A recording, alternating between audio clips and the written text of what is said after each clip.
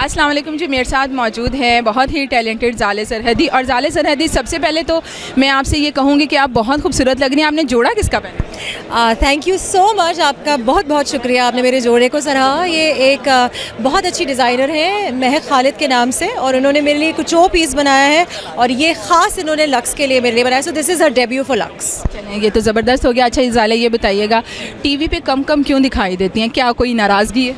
नहीं, बिल्कुल भी नहीं। मैं बहुत सारे डिफरेंट चैनल्स पे नज़र आती हूँ, और अभी मेरे कोई 4 सीरियल चले थे और 2 चल रहे हैं अभी, तो बिल्कुल कम नहीं है। बट ये कि बहुत सारे चैनल्स आ गए हैं, वेब सीरीज़ आ गए हैं, तो अक्सर औकात डिफरेंट जगहों पे फिल्मों में इधर उधर हो जाती है। ज़ाले, मैंने आपका एक गीला शिकवा सुना था, पढ़ा था शायद कहीं, कि आपने कहा था कि आजकल सोशल मीडिया पे जिनके फॉलोअर्स बहुत ज़्यादा हैं उनको काम मिलता है, और एक बार तो ऐसा भी हुआ कि आपके फॉलोअर्स देखकर आपको कट कर दिया गया। तो ये जो सारी साइंस है जिसकी बुनियाद पर काम मिल रहा है, क्या कहेंगे? ऑनेस्टली मैं आपको बताऊं, देखिए टैलेंट शाइन थ्रू करता है।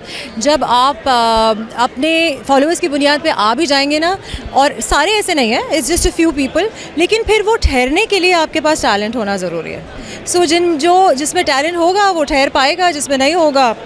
आपको जब कट किया गया सिर्फ इसी बुनियाद पर कि ये उस तरह से एक्टिव नहीं है जैसे कि दूसरे लोग हैं, तो क्या दिल पे बीती?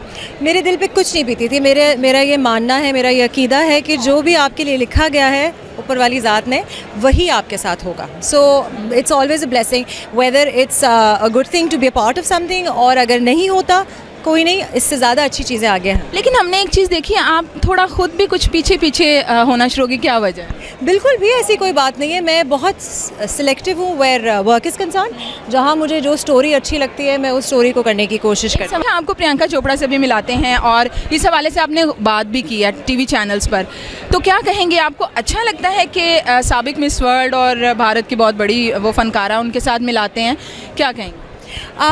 देखिए, बहुत सारे लोग एक दूसरे से मुशाहिबत रखते हैं। सो अगर प्रियंका से मेरी मुशाहिबत है, तो शुरू दिन से मुझे ये कहा गया है।